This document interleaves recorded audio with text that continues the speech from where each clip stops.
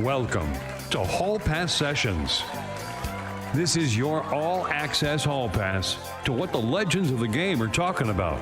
Legends from the Hall of Fame, the PBA, the PWBA, and the best that youth bowling has to offer.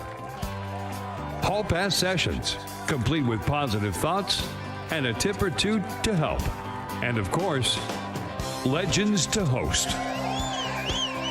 Now, here's Hall of Famers Carolyn Dorin-Ballard and Leanne Barrette-Hulsenberg. This is Hall Pass Sessions.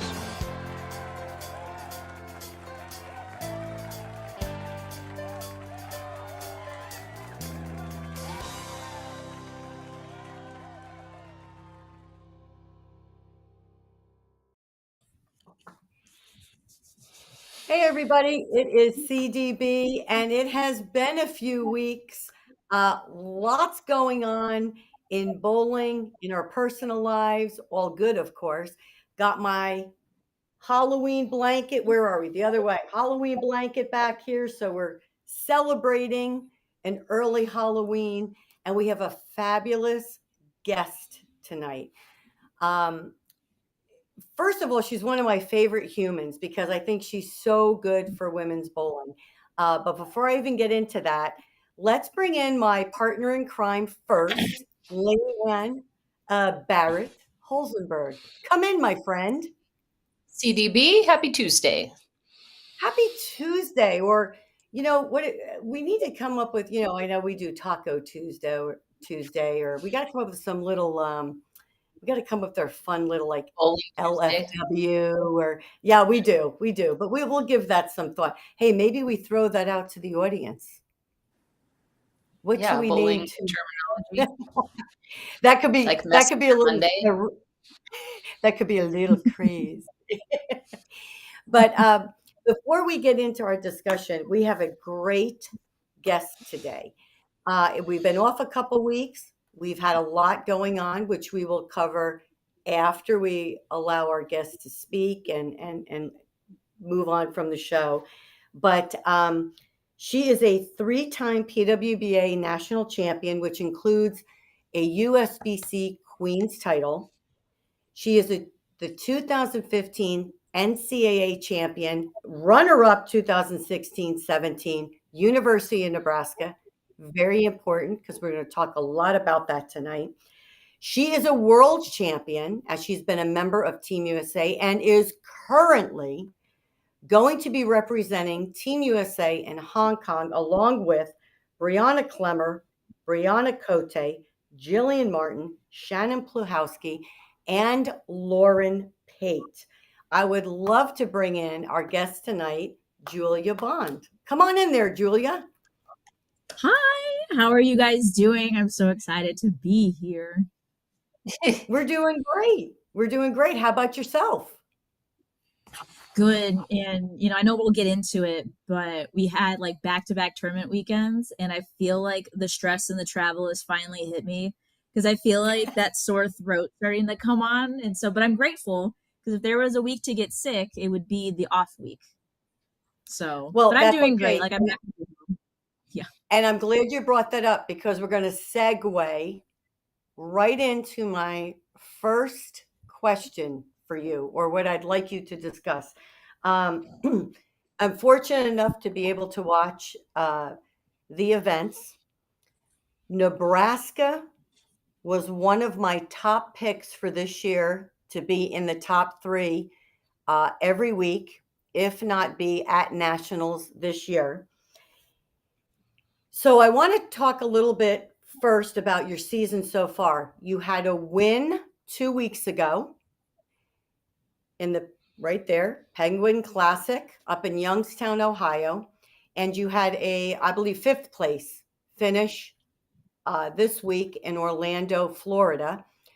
And before you even talk about those both weekends, you finished 5th because it came down to the 10th frame. And I only know this because it was Vandy and Nebraska bowling side by side. And we needed to mark. And Jillian, if she struck, I believe, you really moved into 4th. And Jillian left the 4-9 a phenomenal shot. She would throw a shot for me any day. Absolutely phenomenal shot. And she 4-9'd to allow us to stay in the top 4. So I want you to talk about your first 2 weeks. And then I want you to talk just a little bit about how on spot Jillian is every time it's crunch time. Right. So with Youngstown, Ohio, to go, what was it, 12-1, and then win the event. Obviously, that's a great start. Like, the girls are very proud. Coach Klemp and I are very proud.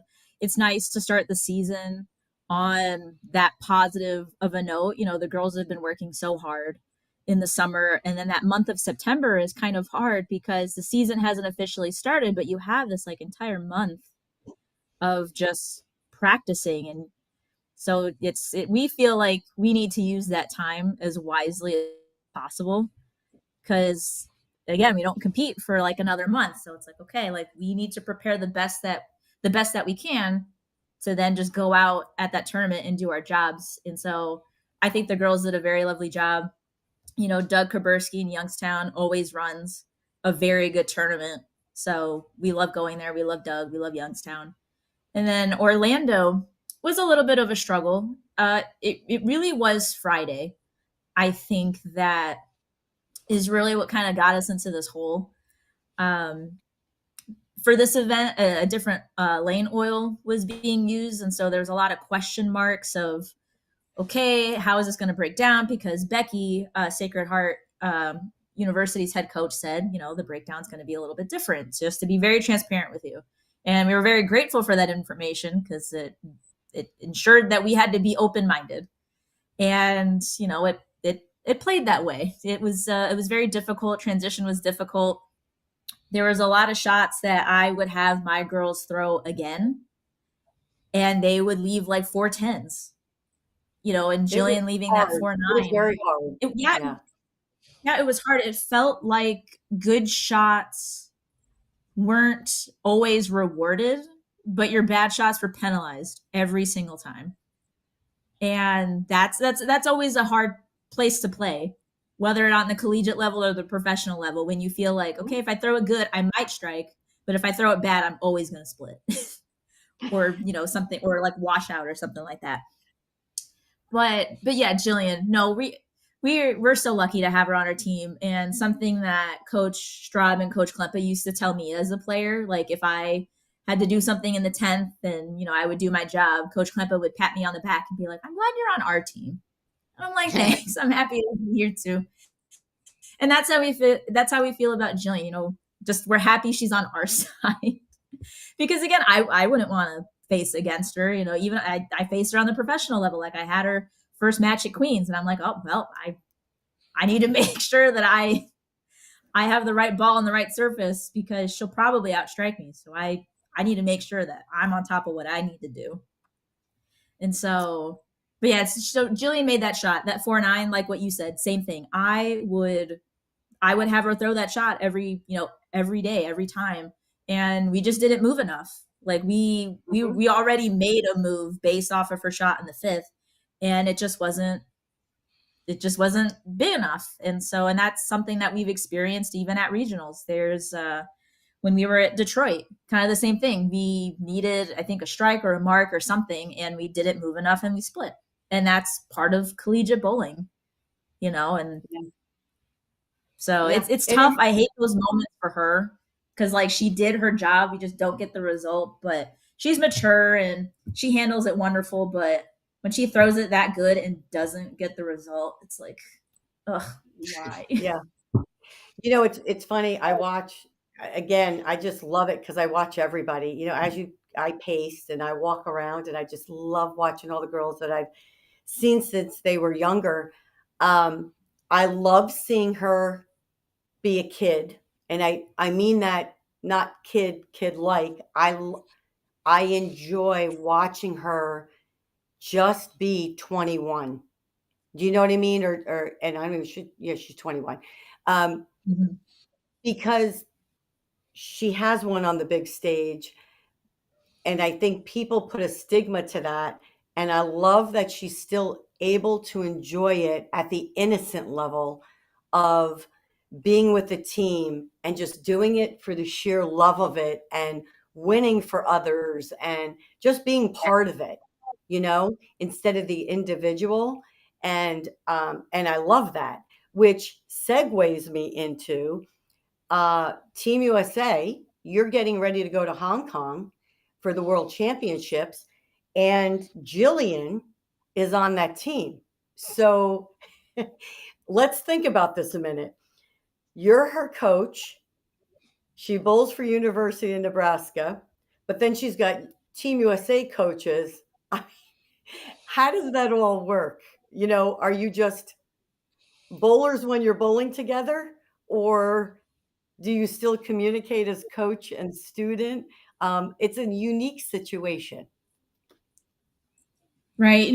I'm really excited to be in that different role, and because we've never bowled at, well, I don't want to say never. We've been on Team USA together, but to be selected to compete together on Team USA is new territory for us. So I'm really excited because I knew Jillian before college, and like before I even was on like staff for Nebraska. Like I knew her because we have the same coach, William Clark.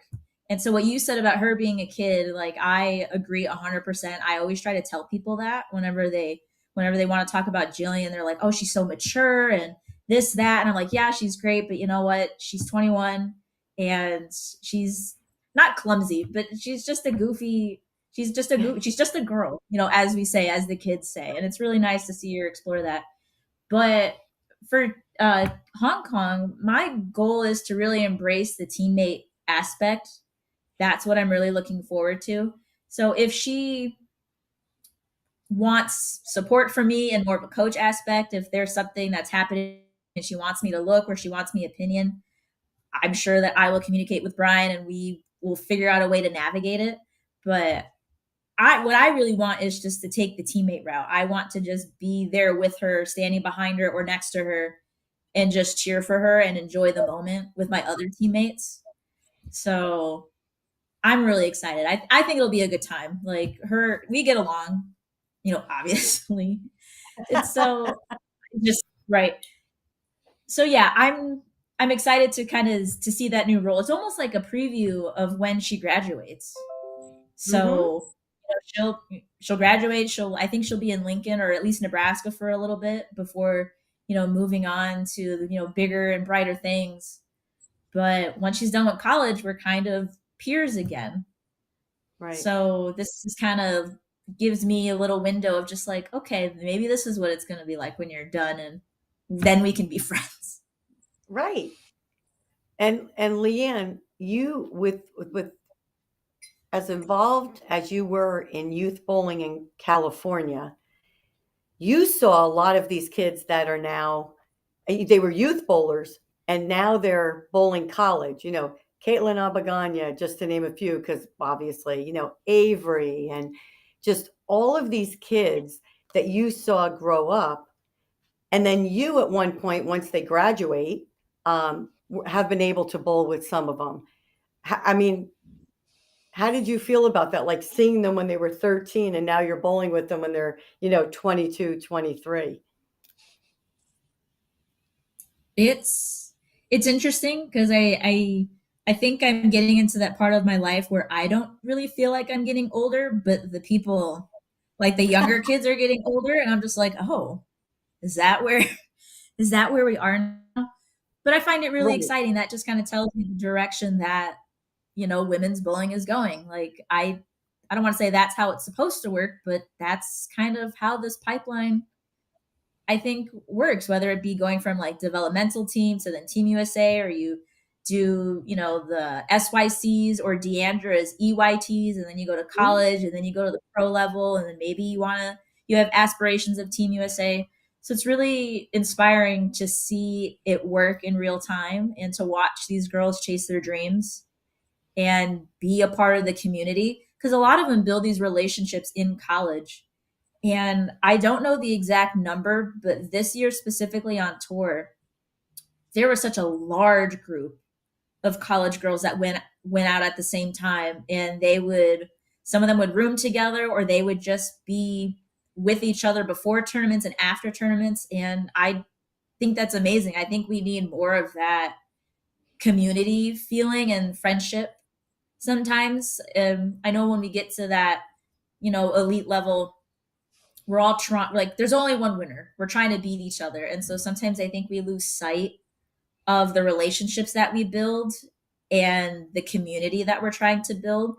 So I find it very inspiring that these college girls are building these relationships in college and then taking it out on tour and then seeing those relationships still thrive. Excuse me. I love that analogy. Leanne, we've talked about that in the past of how, you know, you were out on tour prior to me going out, just because I was in college, you were already a pro bowler. We've talked about that, how we built our relationships. Yes, we knew each other. We got to know each other. And then when we got out on tour, everybody was always there for each other, no matter what staff you were on. That was something we always took a lot of pride in. Yeah, and I think we talk about it all the time, and I think it scares me a little bit for the current generation because the tour format is so different. They fly in and then they leave. And our tour was different because we were on the road for 6 and 8 weeks straight. So we didn't go home in between tournaments. So we really did hang out more with each other, and we had a lot of off the lane experiences, which built our friendships because, you're competing against each other for 3-4 days. But then when the tournament ends, we were hanging out together and we were going to baseball games and movies and dinners and stuff. And it was one wish for the tour currently is that they would have more of that, because you forget about what tournaments were what, and you remember all the fun times you had outside of it while traveling. I agree with that 100%. And I think a lot of those friendships, Julia, you touched on it as well. They start at the college or the younger ranks, and then you take them with you as you are trying to make a living at being a professional bowler or whatever you decide to do. So I wish for women's bowling that it does grow and keeps getting longer and longer, because that gives you more time to spend together to forge those friendships. We are no stranger to Facebook, Threads, Instagram, and all the banter and bowling. Julia, 2 questions, and you can take either one first. We've been discussing it the last couple of weeks.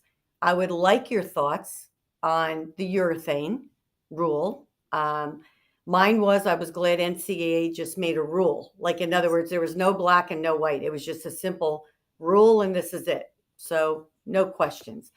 What is your thoughts on that? As well as, what are your thoughts on the influx of two-handed women, especially at the collegiate level? Right. I'm on your page with the black and whiteness of a ruling. So our stance on it when we were discussing it was to essentially leave it be, because USBC's ruling wasn't a complete ban. There were situations at the time where they're like, okay, you can use it up until this point and then you can't. And at the national level, so including PWBA events, you couldn't. So from our standpoint, we're like, okay, it's not a complete ban. We're kind of close to the season starting. Let's just leave it be. Don't have it be where you can use it up until a certain point and then you can't. That would be like us saying, okay, you can use urethane for the regular season, but once conference and regional shows up, then you can't. I think I didn't love that. Mm-hmm. So we were the stance of like, just leave it be. See how this pans out. See what USBC continues to do, and see just observe what goes on, just to kind of get some feedback there. So when NCAA came back and made the ruling that they were just going to ban it, I was a little surprised, because I think at least on the women's collegiate level, we don't see it as much of a factor, really. Like, I don't want to say I barely saw purple. That's not true. You would see a couple purple hammers, but I don't think it was this widespread use of urethane. So on the women's collegiate side, predominantly, I didn't really see it affecting us so much. So I was initially surprised that we did do an outright ban when USBC didn't do an outright ban. But, it is what it is. It's at the end of the day that I'm a little bit of a rule follower. Like, I like there to be logic and reasoning, but ultimately if that's the laws we have to abide by, then okay, so be it. We're still going to do our business the way that we do it, and we will pivot, as things come. So that's my thing. I don't think women's collegiate bowling is really going to change too much in that aspect or be affected really so much. And as far as the two-handed women go, that's been very exciting because that's part of the conversation now, with Coach Klempa and I, because it's new territory. Like, I will be super honest. That's not something that I have a lot of experience in, and it's not something that Coach Klempa has a lot of experience in, but we're very excited to learn about it and kind of whatever resources we can get and kind of picking their brain. Like, I have two-handed bowling friends, but I'm not trying to coach them or anything like that. So I've never really picked their brain that way. So I'm very excited. And we have our first two-hander coming next fall. So I'm very excited to, and she gave me a shout out. It's Taylor Kretz. Hi, Taylor, if you're still watching.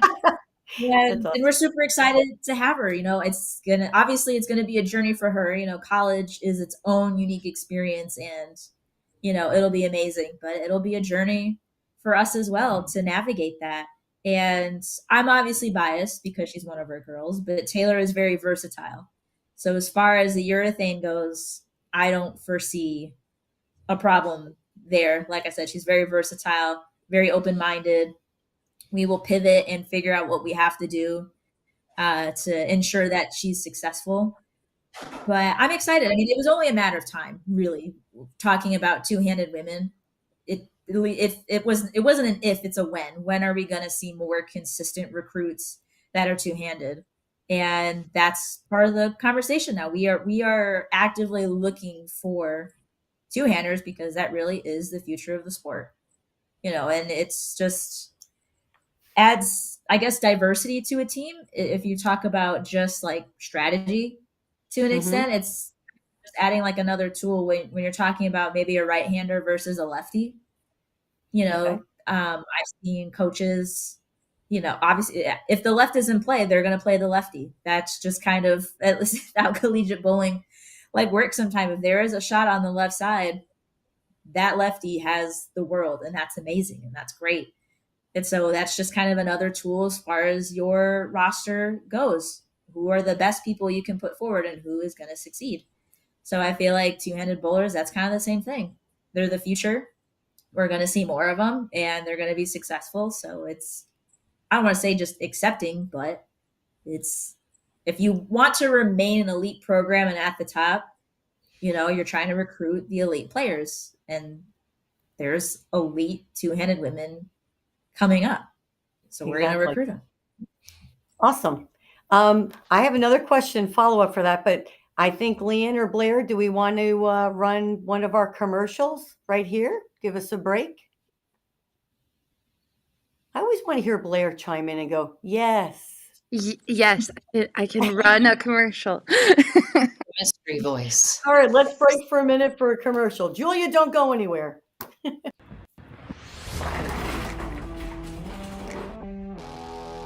We've got the Rocker Plus AI core. Same one used in the original Rockstar, but we're kicking it up a notch with the NanoStar Pearl cover.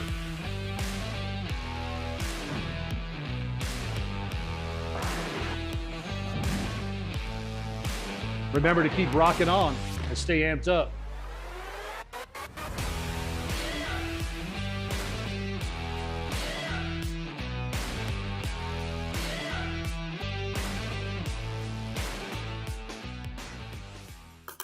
That was me texting Leanne. I just had Paul Fleming drill my amped up today, so I'll be throwing it tomorrow. I have a follow-up question, and then I'm going to throw it to Leanne. Okay, Julia, because I know I don't want to keep you much longer. I want to talk a little bit about you touched on recruiting. I was looking at the stats as of October 1st, 2025. Jack State, University of Nebraska, Vandy, Youngstown, Wichita State University, top 5, Arkansas, NCAT, Sam Houston, the next 3, up to 8th. In Division 2 and Division 3, we had Maryville, Wisconsin, Whitewater, McKendree, Felicia University, and Oklahoma Christian.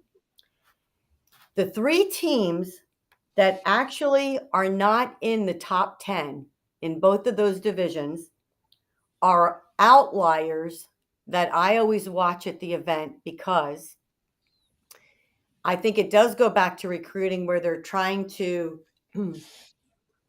build that team where they may have 3 or 4 solid bowlers, but 5, 6, and 7 are still kind of getting their feet wet. And that's the Mount, Belmont, and Newman are the 3 that I always watch. Wisconsin Whitewater is another one that I always watch when they are at a big event. They're always that outlier. They have the few games, they hang around in 7th, 8th, they may finish 10th, may make a run. But what I've noticed is the caliber of bowler that they're recruiting to start to build those teams has become better and better. And for a lot of the parents that are out here tonight watching, or will watch this if they play it, obviously, what do you think some of the key factors are for a young lady out there to try and get recruited by a Division 1, 2, or 3 school? What should they focus on, or what do you think parents? What's one of the best pieces of advice you could give them to possibly even get them recognized? Right. I'll start on the physical end.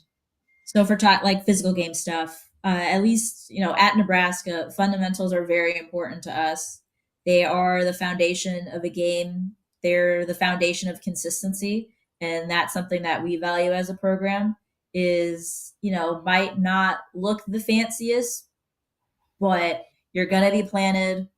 You're going to hit your mark. We're going to be in the pocket, and we're going to pick up our spares.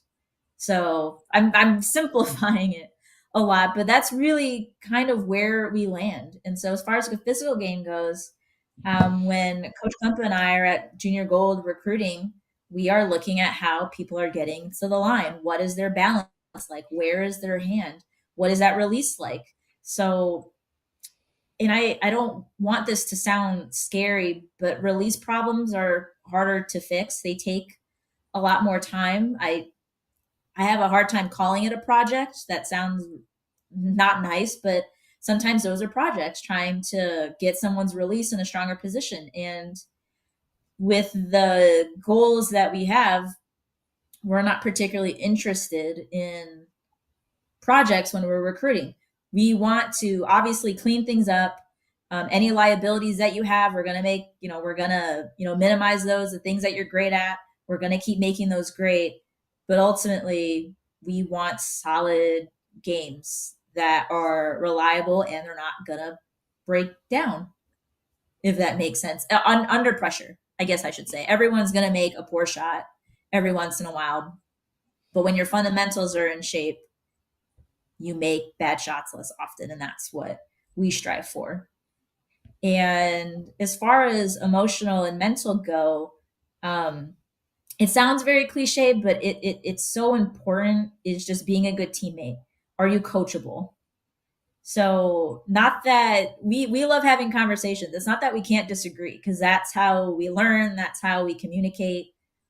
That's fine. But if your child or you as a player, if you get kind of worked up when someone's trying to give you instruction, that's a hard place to be.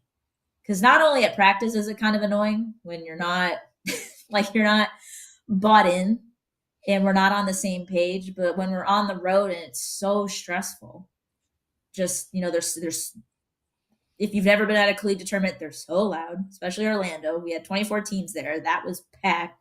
There's so much going on. And so you have all this stimulus going on and you're stressed out. Can you still communicate and can you still receive feedback? That's very important to us. And that kind of makes enough of a difference where if you're not coachable, then there's not much we got going on. So really kind of ratcheting up that mental game. And that's another thing that I look at specifically when recruiting, because junior gold's hard. Like qualifying, I mean, I think it's always been hard, but it feels like it's gotten like particularly hard like the last couple years. And how are kids handling that adversity when you make a mistake, because it's inevitable? How are you handling it? Are you thinking, or are you just doing the same thing over again, hoping it'll be different? Right. So kind of paying attention, even if they make a decision and it's not the right one, but they're still trying things and they're still calm and thinking, that's important to us. Whereas, again, are you just doing the same thing, hoping for a different result, or are you getting frustrated? And also paying attention to the parents, because parents are a part of the deal. Carolyn, as you know, you are like, you are part of Vandy's deal. That's kind of how we think about it sometimes with the parents. You're part of the family. So how are parents interacting with their kids? How are kids interacting with the parents? Stuff like that. So yeah, a lot of it we're looking at, the bowler, but parents, we're looking at you too. So kind of it's a balance. Are you on your best behavior too? Because you would be welcomed into the family, so to speak. So I think that's kind of a quick rundown of the things that we look for in recruiting. That's interesting. Leanne, what do you see with a lot of the youth and the parents through SYC that they can relate to this, or no? Do you see the same thing but on a different level? No, I think that we should just clip and cut everything Julia just said and show it to all the parents, because I think that everyone can learn a lot, because what you just said about junior gold and handling, adversity, and then the parents, that's a lot. Instead of, I'm a good bowler, I'm going to go to the best school, or I'm going to go to my favorite school. I mean, there's a little bit more that goes into recruiting than people might think. So that was really great info, Julia. Thank you. And I will Blair, say, Blair, adding don't forget to to that clip list. that. Go ahead, Julia. Sorry. No, sorry. What I was going to add to the list though is that also I think sometimes we forget the student athlete part, like the student part, because academics are important. That is, you're going to school, for an education. So does the school have your degree? Just does it feel like home? There's things outside of the bowling and even the mental game. Like when you go on your visits, are you comfortable? Can you live here? God forbid you get injured and you can't bowl. Can you still be at this university? Is this still somewhere where you can live and feel safe, and feel like home? And we do look at grades. We have a team GPA. We have our own goals on the academic side. So if you're someone who is a super talented bowler, but your grades are kind of shoddy, we look at that too. That brings the team GPA down. Our girls work very, very hard to get those grades. So if you have somebody who's not, academically invested, that's something that, we look at too. So I just wanted to emphasize the schoolwork and the academics, because that is also an important aspect to college. Like I know bowling, I'm biased, obviously. It's amazing and it's a great experience and you're building relationships, but ultimately we're trying to get a degree and we're trying to be a functional adult. Right. So the grades are important. So they're not everything, but I would still focus on those because those are things that we do indeed look at. For sure. I agree. And that was a great thing. Kayla Bandy was very helpful when we were looking. I agree. I liked kind of how you said that too. They were listed as, academic, bowling, social aspect, size of the school. Like we had a lot of columns, right? And every kid is built differently. It's not cookie cutter. Every kid's built differently, and um, there is a place for everyone. But you also need to recognize that the bottom, or I should say, the top goal is no matter where you're going to school, you are there so that when you leave, if bowling doesn't work out or you decide to do it part time or whatever it be, you can go out into the world and make a difference. And that's really what the collective aspect of being an all around collegiate athlete is all about. And I think sometimes we get away from that. I just had a discussion today about at athletics in general. It wasn't just about bowling. And it's gotten crazy out there with some of these sports and the salaries and blah, blah, blah. But, then you hear the worst stories about people who, don't have a degree or they didn't graduate or something happened or whatever it be. So I like that you focused on the fact of education is as important as throwing the ball down the lane. And that's just so important, just amazing. Which Leanne, going back to SYCs, when you host your seminars at an SYC, I swear I think every time I hear one of the seminars, somewhere in there is about being a good human being and giving back to the community or being an all-around athlete. Would you agree? I would totally agree. Yeah. And I think there's so many opportunities for kids now in college. The other question I have for Julia really quick before we go is, I've watched youth bowling for, the last couple of years. And I think most notably this class of girls who have gone into college this freshman year was one of the strongest, most competitive, probably as far as recruiting and all that. But there was a whole bunch of talent that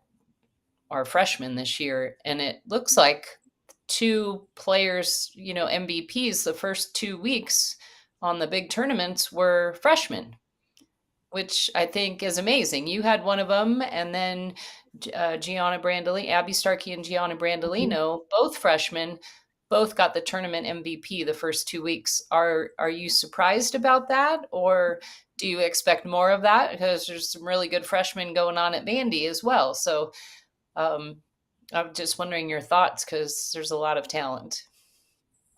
Yeah. Am I surprised? No, not necessarily. Like, those girls have a resume, a mile long prior to coming into college. So totally expected them to succeed. But then again, being a freshman, every freshman experience is different. Sometimes it's a new experience, especially with team bowling. Collegiate bowling is really its own variety. It's almost like its own ecosystem.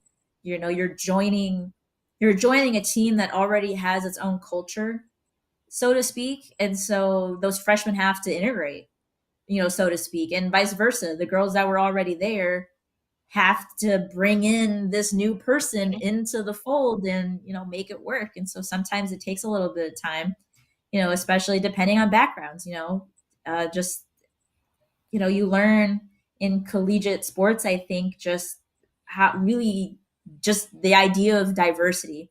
I don't think you realize how many different family combinations you can have, like different cultures, how someone grew up compared to another person, and learning how to, navigate people's experiences.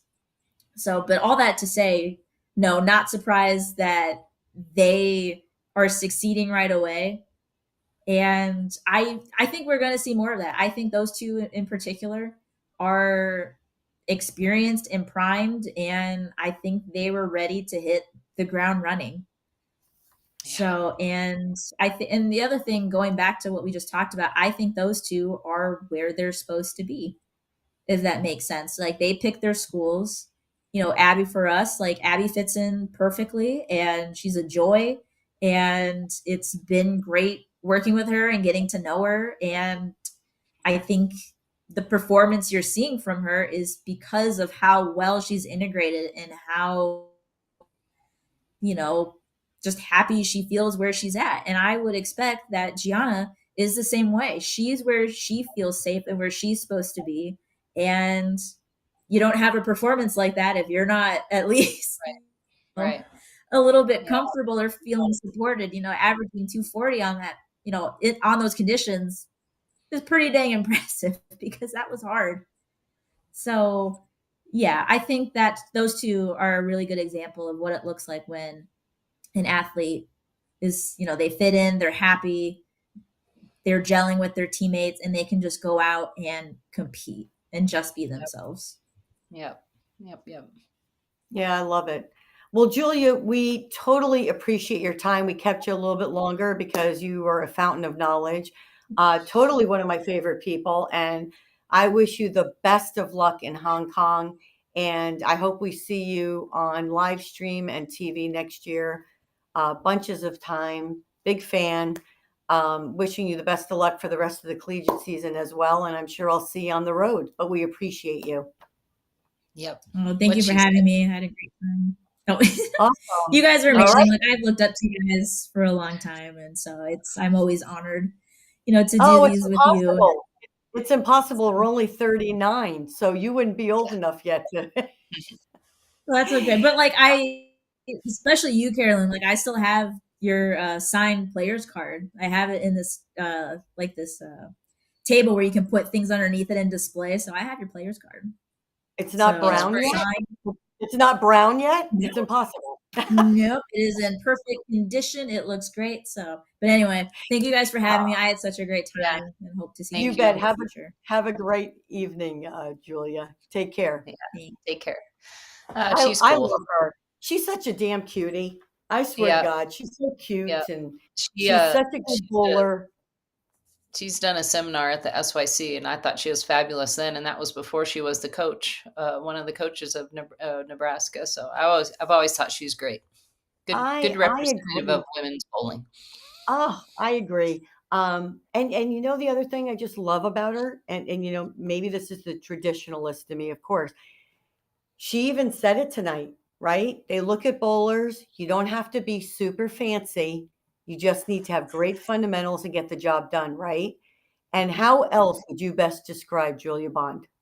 Right. Totally traditional, repeats, and gets the job done, right? I'd have her on my team any day of the week, Agreed. So I thought that was so important because I think sometimes in bowling, we get so caught up in what's new and the hottest thing. By the way, that doesn't mean I don't like two-handers. I'm just saying there is some merit to the fact of just being able to repeat and hit your target, right? Or get close and being a great spear shooter. So I don't know, Leanne, what do you think? 2 weeks, what's on tap? What's your idea?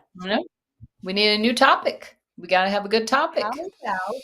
How about, because we had a question tonight in the chat, how about if we do how to prepare, what's the best way to prepare for events?